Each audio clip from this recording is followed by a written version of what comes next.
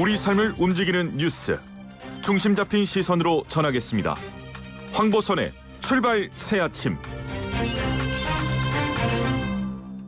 네, 황보선의 출발 새 아침 4부 시작합니다. 전 세계 곳곳의 다양한 이슈를 짚어보는 새 시방 코너입니다. 자, 세상은의 새, 지금이라는 뜻의 시방, 새 시방 함께할 문희정 국제뉴스평론가 전화로 연결되어 있습니다. 안녕하십니까?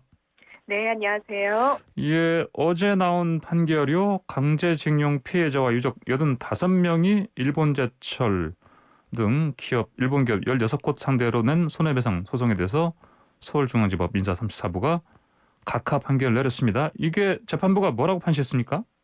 네, 이 재판부는 1965년 한일 청구권 협정에 의해 피해자 개인의 청구권이 소멸되거나 포기됐다고 볼 수는 없지만 소송으로 이를 행사할 수 없다는 결론을 내렸다면서 소송 비용도 부담하라고 판시를 했습니다. 사실 이 판결은 지난 2018년 10월 대법원 전원합의체가 강제징용 피해자와 유족들이 신일 철조금을 상대로 낸 손해배상 소송에서 이 한일 청구권 협정으로 강제징용 피해자들의 개별 손해배상 청구권이 소멸한 것으로 볼 수도 없다 이러면서 1억 원씩의 위자료를 지급하라는 판결을 내린 것과 정반대되는 판결인데요. 사실 이 관련 소송들이 한 20여 건이 계속해서 지금 제기가 돼 있는 상황이기 때문에 다른 재판들에게 어떤 영향을 줄지 우려와 혼란의 목소리가 높습니다. 그렇군요. 대법원이 했던 판결 똑같은 같은 내용인데 뒤집었네요. 그렇습니다. 근데 그러면 이게 이제 우리 법원이 어찌 보면은 일본의 손을 들어준 셈인데 후폭풍 크지 않겠습니까? 맞습니다. 일단 피해자들의 반발 당연한 거고요. 무엇보다 우리 정부가 그동안 이 사법부의 판단을 존중한다라는 입장을 취해 왔거든요. 근데 이 대법원과 다른 판단을 담은 재판 결과에 외교적으로 대응하기가 상당히 곤혹스러워졌습니다. 말 그대로 그 지속적으로 강경한 입장을 보이고 있는 일본 정부 측에 힘이 실리는 모양새가 됐는데요. 아니나 다를까 일본 정부는 한국 정부가 책임감을 가지고 대응하라면서 일침을 했고요. 또 그 소송을 당한 기업 중 한 곳이죠. 일본제철은 타당한 판결이다 이러면서 한일 청구권 협정에 의해 모든 문제가 완전하고 최종적으로 해결됐다 이런 주장을 또다시 내놨습니다. 대법원 전원합의체의 결론을 뒤집은 이번 판결은 법조계에서도 상당히 이례적이어서 당혹스럽다는 반응이 주를 이루고 있는데요. 특히 이거 민사소송이거든요. 그런데 재판부가 판결문에서 한미관계나 일본과의 관계 악화 등 사법 본질에서 벗어나는 정치 외교적 그리고 역사적인 이유들까지 나열하고 있어서 재판 결과에 대한 법적 설득력이 떨어진다는 비판도 나오고 있습니다. 1심 민사재판부가 외교적인 정치적인 판단까지 한 거네요? 다 표기를 했습니다. 그래요? 말이 안 되는 거죠. 알겠습니다. 자, 그리고 저거 문제요. 그 도쿄올림픽 관련해서 독도 표기 문제. 그 일본 정부가 지금 어떻게 하고 있습니까? 네, 일본은 도쿄올림픽 홈페이지에서 성화봉송 코스를 소개하는 전국 지도의 독도 위치에 쉽게 알아보기 어려울 정도의 미세한 점을 찍어서 독도가 마치 일본 땅인 것처럼 표시를 했죠. 지난 2019년 7월에 우리 정부가 처음 발견한 직후부터 계속 삭제를 요구하고 있는데 일본 정부는 수용 불가 방침만을 공식적으로 반복하고 있습니다. 우리 정부가 국제올림픽위원회 IOC에 적극 중재를 요구하고 나섰지만 이 IOC조차도 입장 표명을 하지 않고 있는데요. 그 예전 기억을 좀 떠올려보면 2018년 평창 동계올림픽 때 왜 한반도기에 표기된 독도를 일본이 문제 삼지 않았습니까? 이때 IOC가 정치적 중립성을 이유로 받아들였거든요. 그런데 이번에는 침묵으로 일관하고 있어서 형평성에 어긋난다는 비판이 많습니다. 이런 가운데 지난 5일과 6일 한국사회여론연구소가 TBS 의뢰로 전국 18세 이상 1,009명을 대상으로 여론조사를 실시했는데 여기서 우리 국민의 67.6%가 도쿄올림픽을 보이콧해야 한다 이렇게 응답을 했습니다. 북한도 신성한 국제경기대회를 악용하지 말라면서 일본의 독도 영유권 주장이야말로 저들의 대침 책동을 합법화 정당화하는 추세이고 악랄한 반역사적 망동이라고 강하게 비판하고 나섰습니다. 악랄한 반역사적 망동이다. 알겠습니다. 자, 그러면 이제 도쿄올림픽 개최 여부 있지 않습니까? 일본에서 일본 사람들은 여론이 어떻습니까? 네, 지난 4일부터 6일까지 요미우리 신문이 실시한 여론조사 결과를 보면 올림픽을 취소해야 한다고 답한 응답자가 48%로 나타나서 이 50%를 기록한 올림픽 개최 찬성 응답자보다 적었습니다. 예. 사실 지난달에 다른 여론조사에서는 취소나 재연기 의견이 80%를 넘었거든요. 예. 그래서 지금 일본 여론이 조금 바뀌고 있는 게 아닌가 이런 모습을 보여주고 있는데 24%의 응답자는 차라리 관중수를 좀 제한을 한다거나 26%는 무관중으로 치르는 것이 좋다라고 답해서 예. 이 당장 다음 달로 다가온 올림픽을 어차피 취소할 수 없다면 이런 식으로 축소해서라도 치르는 게 낫다라는 일본 국민의 판단이 늘고 있는 것으로 보입니다. 예. 하지만 해외에서 온 선수나 관계자에 대한 감염 대책에 대해서는 응답자의 63%가 충분하지 않다 이렇게 예. 답해서 여전한 불안감을 나타내고 있습니다. 예, 스가 총리 지지율 지금 가장 낮은 수치 나왔다면서요? 네, 그렇습니다. 지난해 9월 출범 당시만 해도 70%가 넘는 지지율을 기록했던 스가 요시히데 일본 총리에 대한 지지율이 이번 요미우리 조사에선 37%의 응답자만이 지지한다고 응답을 했는데요. 게다가 50%가 스가 내각을 지지하지 않는다고 답해서 현 내각 출범 이후 최고치를 기록했습니다. 이 코로나19 방역과 관련해서도 스가 내각을 비판하는 목소리가 높았고 이 덩달아 집권 여당인 자민당의 지지율도 지난달보다 4% 떨어진 33%로 역대 최저를 나타냈습니다. 예.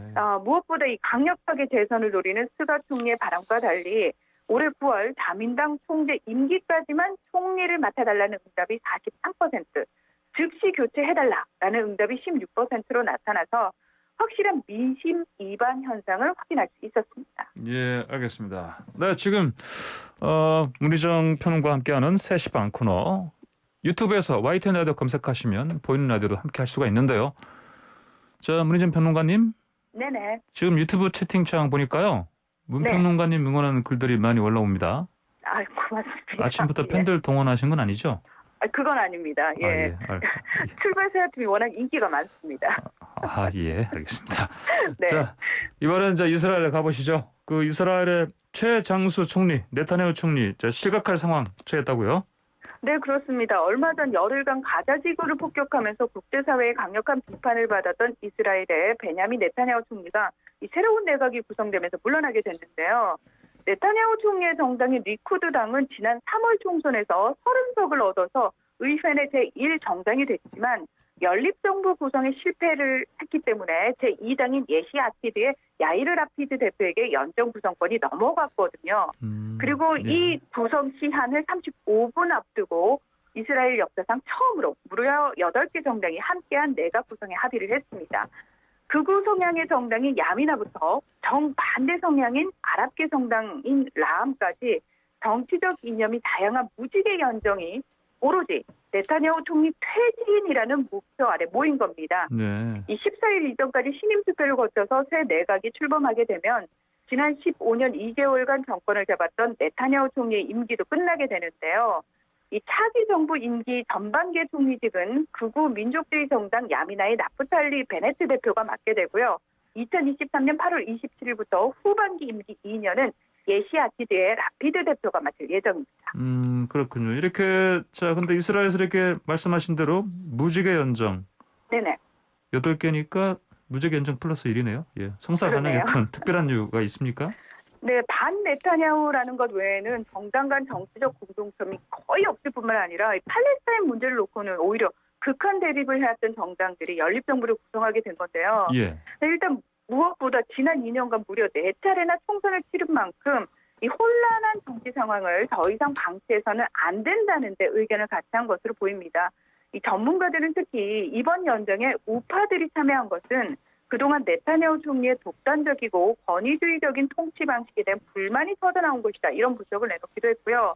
또 장기 집권에 대한 국민들의 피로감과 함께 지난해부터 이 현직 총리로서는 처음으로 수뢰, 배임, 사기 등 부패 혐의로 재판을 받고 있다는 사실도 영향을 미쳤을 것일 얘기가 많습니다. 예. 특히 최근에 제11대 이 대통령으로 선출된 아이작 헤르조그 대통령 역시 네타냐후와 대립각을 세우던 중도 좌파 성향인데요. 이 네타냐후 총리 집권 기간 동안 강경 일변도의 팔레스타인 정책으로 인한 반유대주의의 확산과 또 이스라엘에 대한 혐오 문제를 더 이상 묵과해서는 안 된다는 이스라엘 국내외적인 요구도 영향을 끼친 것으로 보입니다. 근데 네타냐후 총리가 이렇게 물러날 싶어 하지는 않는 것 같은데 보니까요. 네, 맞습니다. 사실 네타냐후 총리의 권력욕은 상상을 초월할 정도인데요. 예. 뭐 자신의 권력을 연장할 수만 있다면 극우 정당과 손을 잡기도 하고요. 또 지지 세력 결집을 위해서는 가자 지구를 향해서 폭격도 마다하지 않아왔기 때문입니다. 네타냐후 총리는 이번 연정 구성은 세기의 사기다 이러면서 좌파가 포함된 새 내각이 이스라엘과 국민들을 안보 위험에 빠뜨릴 것이라고 비판하고 있는데요. 특히 야미나를 비롯한 우파의 연정 참여가 배신을 하면서 이 의원들을 상대로 의원 빼내기 작업, 즉 이탈표 끌어내기에 혈안이 되어 있습니다. 예. 이스라엘 의회 의석수 전체 120석 가운데 이번 연정에 참여한 8개 정당의 총 의석은 62석이지만 야미나 의원 한 명의 이탈로 61석이거든요. 그래서 만약에 단 한 명의 의원이라도 반대표를 던지게 되면 연정은 실패하게 되는 겁니다. 예. 그래서 네타냐후 총리 지지자들은 이 연정에 참여한 의원들을 협박하고 있고요. 또 네타냐후 총리의 아들도 SNS를 통해서 이 베네트 대표의 집 주소를 공개하고 시위를 독려하다가 개정이 일시 정지되기도 하는 등 네타냐후 총리 측의 반격이 만만치 않은 상황입니다. 예, 그렇군요. 근데 네타냐후 총리가 이렇게 이 자리를 지키려는 이유, 아무래도 지금 그 재판 받고 있는 것들이 있어서 그런 거 아닙니까 혹시? 네, 맞습니다. 이스라엘 법상 총리는 기소되더라도 사법 절차가 모두 끝날 때까지 사임할 필요가 없는데요. 예. 이 부유한 지인들의 성탁을 들어주는 대가로 뇌물을 받고 자신에게 또 우호적인 기사를 써주는 대가로 경쟁 언론사를 압박하는 정책을 펴주기도 하는 등 뇌물, 사기와 배임 혐의로 재판을 예, 받고 예. 있는 네타냐후 총리 입장에서는 예. 어떻게든 현직 총리 입장에서 재판을 받아야겠죠. 예, 알겠습니다. 자, 오늘 이야기 여기까지 듣겠습니다. 고맙습니다. 네, 고맙습니다. 네, 지금까지 문희정 국제뉴스 평론가였습니다.